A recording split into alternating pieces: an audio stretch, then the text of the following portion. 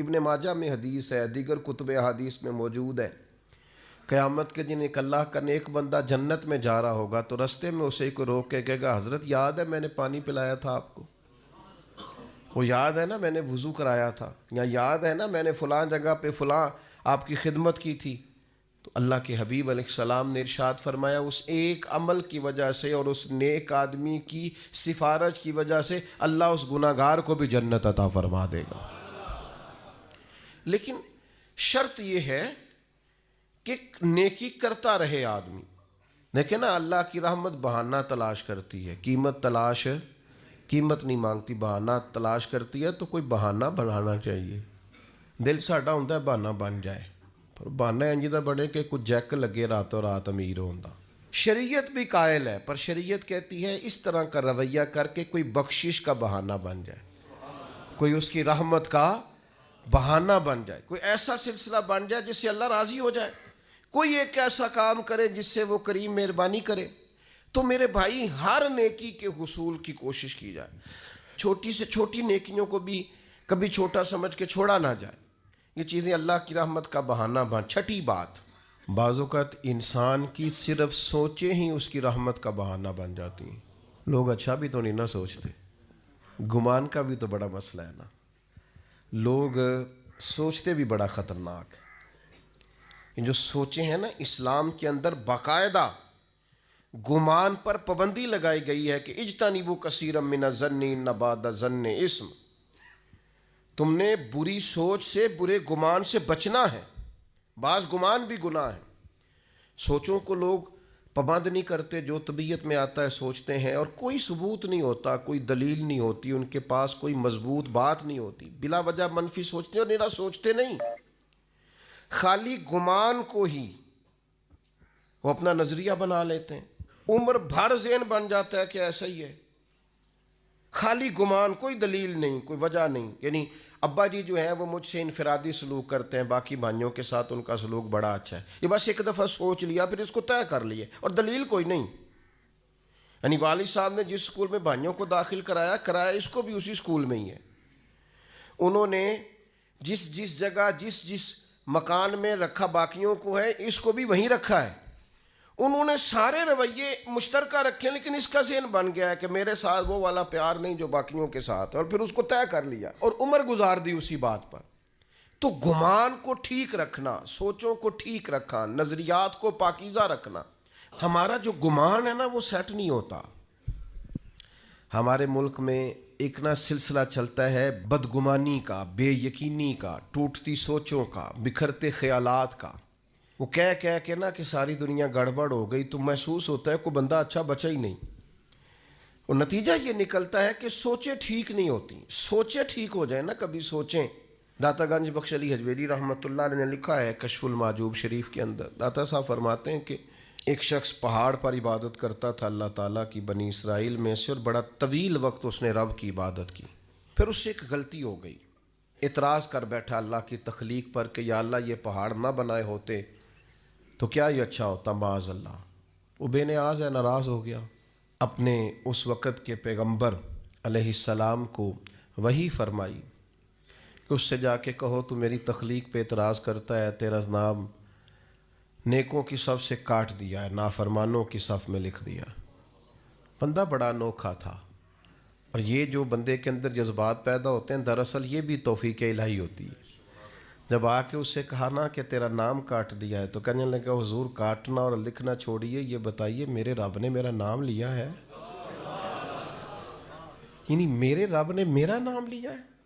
میں قربان جاؤں ذرا پھر سے کہنا ایک دفعہ، میرا نام اس نے لیا ہے، میرے رب نے میرا نام لیا. اور پھر اس کے آنسو چھم چھم گرے. پھر وہ رویا اور کہنے لگا اس کریم کے حضور عرض کیجئے گا کہ اگر میرے لیے یہ فیصلہ ہو ہی گیا ہے کہ میں نافرمان ہوں تو پھر میرا وجود اتنا بڑا کر دے کہ دوزخ میں ہی اکیلا پورا ہوں. میرا دل نہیں کرتا رب کا کوئی اور بندہ جہنم میں جائے. کبھی یہ گمان دیکھنا، یہ سوچ ایسا ہو تو نہیں نہ سکتا جب تک رب نہ چاہے.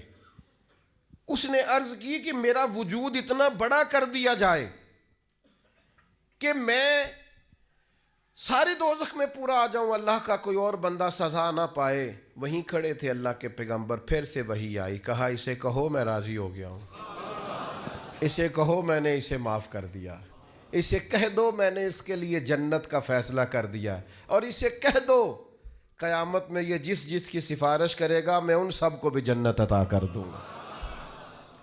لیکن شرط یہ ہے کہ سوچے تو ٹھیک ہوں، گمان تو ٹھیک ہو، ارادے تو ٹھیک ہوں۔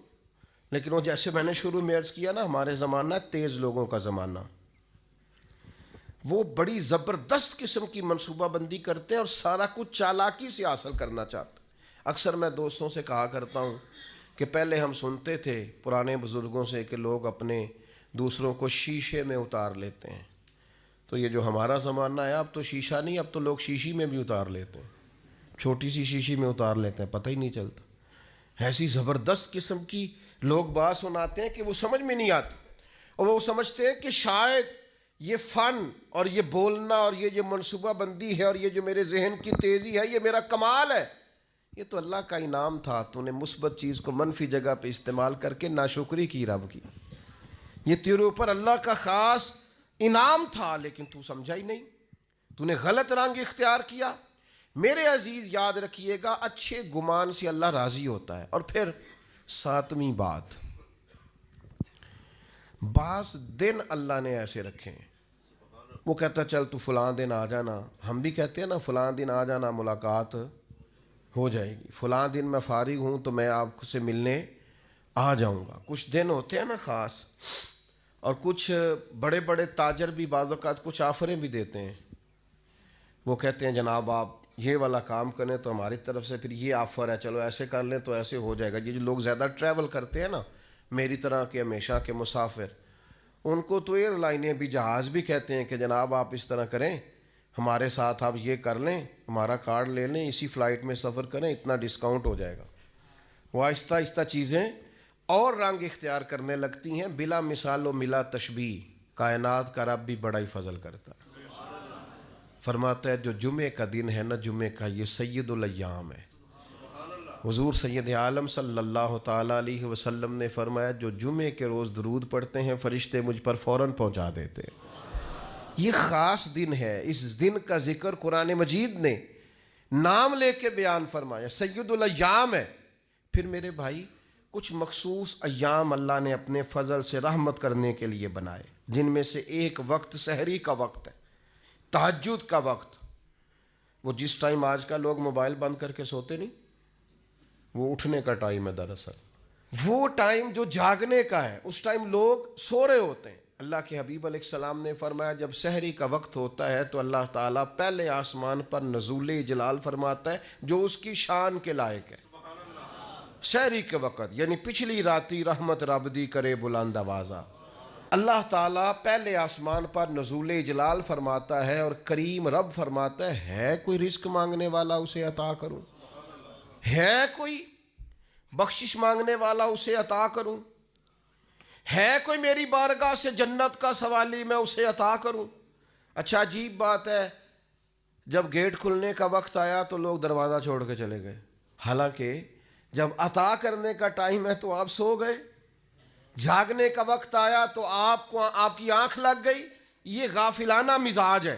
نبی پاک علیہ السلام نا نفلوں کے لیے سختی نہیں فرماتے تھے، سختی فرائض کے لیے ہوتی ہے، واجبات کے لیے ہوتی ہے۔ لیکن حضرت فاطمہ رضی اللہ تعالیٰ عنہ بیان فرماتی ہیں سحری کا وقت آتا تو حضور میرے حجرے میں آتے، آواز دیتے اور کئی دفعہ مجھے ہلاتے، کہتے بیٹا اٹھو، یہ سحری کا وقت ہے، یہ رب سے رحمت مانگنے کا ٹائم۔ میں کیسے آپ کی خدمت میں عرض کروں، اب تو صبح جلدی اٹھنا یہ غریب ہونے کی علامت ہے۔ اٹھو، کبھی غور کرو، دیکھو کہ کچھ ایسے بھی رب کے عاجز بندے ہیں جو فجر کی نماز بھی جا کے اس منڈی میں پڑھتے ہیں جہاں سے انہیں امید ہے کہ میرا رب اس کے وسیلے سے رزق عطا کرے گا۔ سویرے اٹھتے ہیں، اٹھا جا سکتا ہے، یہ ہوتا ہے۔ تو سحری کا وقت ایک ایسا وقت ہے جس میں اللہ راضی ہوتا ہے۔ کیا کریں، کس طرح قوم کو سمجھائیں، کیا رویہ اختیار کریں؟ میں کبھی کبھی دوستوں سے کہتا ہوں میرا دل نہیں کرتا بعض باتیں کرنے کو، وہ محسوس ہوتا ہے کہ یار یہ تو زیادہ ہی آگے چلے گئے، لیکن کبھی کبھی مجھے فیل ہوتا ہے کہ ابھی تک ہماری قوم اس بات پر بھی تیار نہیں ہو سکی کہ کھانا کھانے سے پہلے بسم اللہ شریف پڑھنے کی عادت بنائی جائے۔ مجھ سے ناراض نہ ہونا، آپ پڑھتے ہوں گے، لیکن میں اپنا نظریہ عرض کر رہا ہوں کہ اب اس کے لیے کوئی پی ایچ ڈی کرنے کی ضرورت ہے؟ یہ کوئی مسئلہ ایسا ہے کہ جس کے لیے فقہ کی 4 کتابیں پڑھیں گے تو سمجھ میں آئے گا کہ کھانا کھانے سے پہلے بسم اللہ؟ تو جو قوم یعنی بالکل بنیادی اور ضروری بات ہے کہ آپ کھانے سے پہلے بسم اللہ پڑھ لیں، اور میرا خیال ہے یہ بچے کو ویسے ہی آتی ہے۔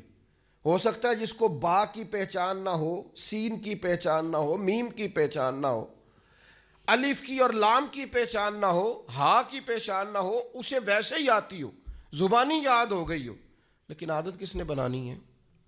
مزاج کس نے بنانا؟ بالکل بنیادی باتیں بھی اگر ہم ان پر غور نہیں کریں گے تو پھر میرے بھائی بڑے بڑے فلسفوں کا اور بڑی بڑی باتوں کا پیچھے کیا رہ جائے گا؟ تو سحری میں اٹھنا، فجر میں اٹھنا، نماز کا پابند ہونا، بہت پیچھے رہ گئے وہ والدین۔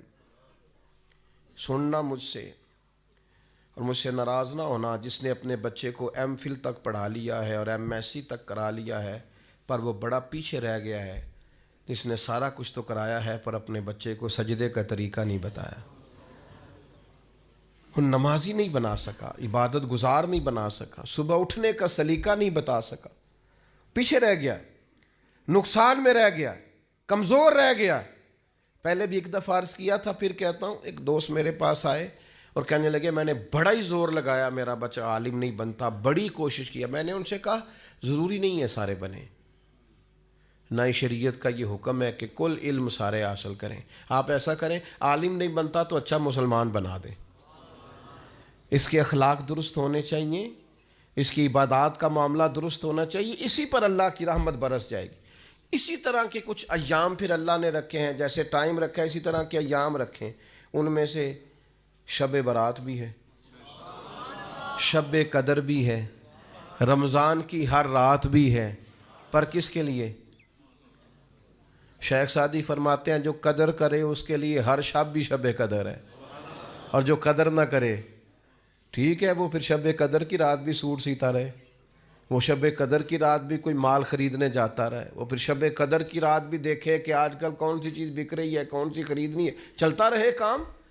اگر قدر کرے گا تو ہر شب شب قدر ہے، اور اگر قدر نہ کرے تو جتنی مرضی شب قدر گزر جائے، یہ تو قدر والوں کے لیے۔ آپ اس کو سمجھ لیں، اس پر غور کر لیں کہ اللہ نے وقت دیا ہے کہ آ جا رحمت برسے گی، تو شب برات پہ آ جا کرم ہو جائے گا۔ یہ نہیں آیا سویا ہوا ہے، آ جا شب قدر کی رات کرم ہو جائے گا، نہیں آیا سویا ہوا ہے۔ وہ تو کہتا ہے کتب ربکم علی نفسہ الرحمہ، تیرے رب نے اپنے ذمہ کرم پر رحمت کو خاص کر لیا ہے، پر آ تو صحیح نا۔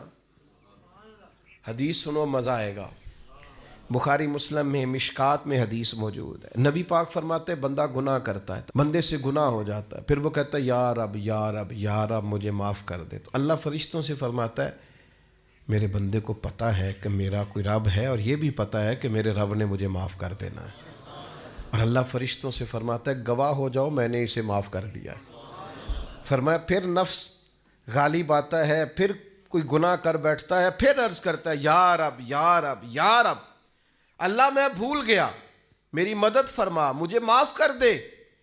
تو کریم فرماتے ہیں اللہ پھر فرشتوں سے فرماتا ہے میرے بندے کو پتہ ہے اس کا رب بھی ہے، اور یہ بھی پتہ ہے اس نے معاف بھی کر دینا، تم گواہ ہو جاؤ میں نے اسے معاف کر دیا ہے۔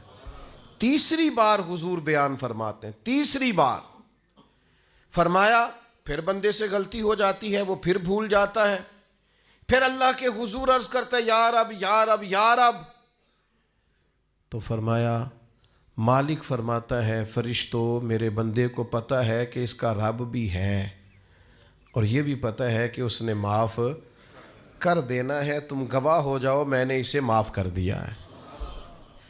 شارحین حدیث فرماتے ہیں یہ حضور نے جو 3 بار کا ذکر کیا یہ تمثیل کے طور پر ہے، معنی کیا ہے کہ وہ جتنی بار بھی سچے دل سے توبہ کرے گا اللہ اتنی بار ہی اسے معاف فرما دے گا۔ شرط یہ ہے کہ توبہ سچے دل سے کرے، توبہ کے جملے نہ پکارے، استغفر اللہ استغفر اللہ استغفر اللہ، اور ساری رات شب برات میں مسجدوں سے رونے کی اور چیخنے کی اور تڑپنے کی آواز آئے، تو میں نے بارہا کہا ہے، میں پھر کہتا ہوں کہ اگر تو شب برات کی رات توبہ کرنے کے بعد پھر تھوڑا سا ہمیں پتہ چلے کہ اب معاشرے سے کچھ ملاوٹ ختم ہو گئی ہے، کچھ جھوٹ ختم ہو گیا ہے، کچھ بددیانتی ختم ہو گئی ہے، تو پھر تو پتہ چلے رات کچھ لوگوں نے توبہ کی ہے۔ لیکن یہ کہ ساری رات روتے بھی رہیں، تڑپتے بھی رہیں، اور توبہ کا تو مطلب یہ ہے کہ یا اللہ پچھلے معاف کر دے، آج کے بعد نہیں کروں گا، لیکن پچھلے معاف کرا لیے اور آئندہ چھوڑنے کا ارادہ نہیں کیا، تو توبہ کی شرط ہی نہ پائی گئی، یہ توبہ ہوئی نہ، یہ توبہ کی نہیں گئی۔ جب تک آپ یہ ارادہ نہیں کرتے کہ اب میں چھوڑ دوں گا، آج کے بعد یہ نہیں کروں گا، اللہ تعالیٰ معاف کرنے والا ہے، کریم ہے۔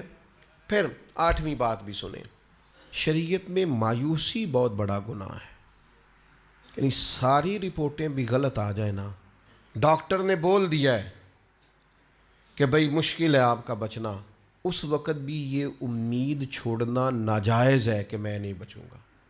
اس وقت بھی امید یہی رکھنی چاہیے کہ میرا رب اگر فضل کرے تو فوراً شفا عطا فرما دے۔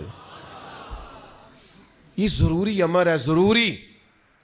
آپ کو ہر کاروبار میں نقصان ہوا ہے، آپ نے جتنی بھی صحیح کی ہے، آپ کی آگے نہیں بڑھ سکی، بڑی جد و جہد کی ہے، آگے نہیں آپ جا سکے، آپ کو بار بار پیچھے لوٹنا پڑتا ہے، بار بار آپ محسوس کرتے ہیں کہ میرا نقصان ہو گیا ہے، لیکن آپ کے لیے یہ سوچنا منع ہے کہ مجھے اب میں کبھی بھی آگے نہیں بڑھ سکتا، میں تو بس جی ختم ہو گئی بات، میں تو تھک گیا ہوں یہ کر کر کے۔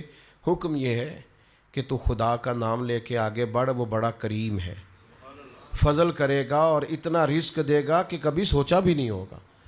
یہ سوچیں شریعت کے اندر ضروری ہیں، یعنی علماء کا، فقہاء کا، محدثین کا ایک متفقہ فتویٰ ہے کہ رحمت الہی کی امید رکھنا واجب ہے۔ یہ ضروریات دین کا مسئلہ ہے کہ آپ اللہ کی رحمت کی امید رکھیں گے کہ میرا رب بڑا کریم ہے۔ ہمارے بزرگ کہا کرتے تھے کہ جب بھی آپ چل پڑیں گے نا، منزل انشاءاللہ آ جائے گی، شرط چلنا ہے، شرط اٹھنا ہے، شرط سفر شروع کرنا ہے۔ آپ جب چلیں گے تو منزل آ جائے گی، آپ محسوس کریں گے کہ منزل آ گئی۔ میں یہ تو نہیں کہتا میں نے زندگی میں بڑی محنت کی، لیکن سفر بڑے بڑے لمبے کیے۔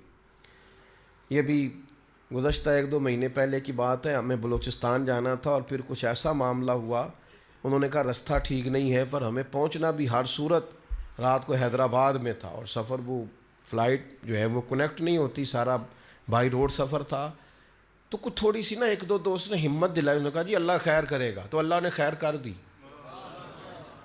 وہ چل پڑے اور بڑے بر وقت پہنچ گئے، سارے کام ہو گئے جتنے منصوبے میں تھے۔ تھوڑا سا نا ہمارے ہاں نا ہمتیں دلانے کا ماحول بھی ختم ہوتا جاتا ہے، اور میں آپ کو عرض کرتا ہوں جوانوں کو، بعض بزرگوں کو بھی ضرورت ہوتی ہے کہ ان کی ہمت دلائی جائے، ان سے کہا جائے کچھ بھی نہیں، انشاءاللہ خیر ہو جائے گی۔ آپ یہ کہتے ہیں اتنی عمر ہو گئی ہے اب میں ان کو تسلی دوں، بھائی تسلی کی ضرورت تو ہر وقت رہتی، آپ تسلی دیں، آپ ہمت بنائیں، آپ کہیں، آپ بات کریں، چیزیں بہتر ہو جاتی ہیں۔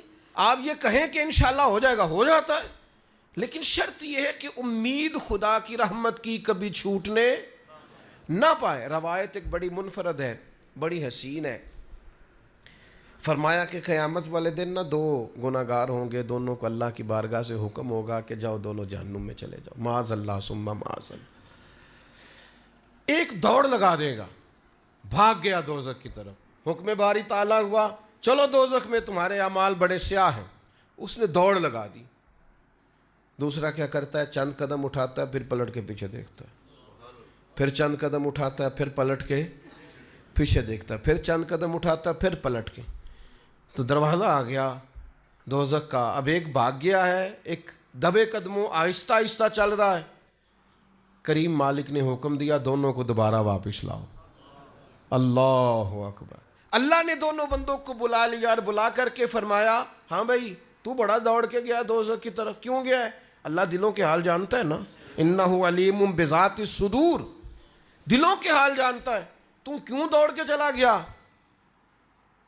تو اس بندے نے یہاں کوئی چالاکی نہیں دکھائی، دل کی بات کی، کیونکہ رب دل کی بات جانتا ہے. عرض کی مالک گناہگار ہوں، عاجز ہوں، خطا کار ہوں، مجرم ہوں، پتہ سارا ہے سردار نو کیتیاں. من نانم کے من دانم جو ہوں اس کی خبر ہے. مالک عمر بھر تیری نہیں مان سکا، غلطی کی، آج دل میں خیال آیا کہ رب کا حکم آیا چل آج ہی مان لے. دوڑ گیا ہوں. قربان جائیں، آخری وقت ہے، فیصلہ دوزخ کا ہو گیا ہے. اس نے کہا سوچا میں دوڑ گیا، آج تو مانوں اپنے رب کی. کریم اسی بات سے راضی ہو گیا، فرمایا بھیج دو اس کو جنت میں. وہ چلو آخر وقت تک ہی صحیح، کسی ٹائم ہی صحیح، آخر میں ہی صحیح.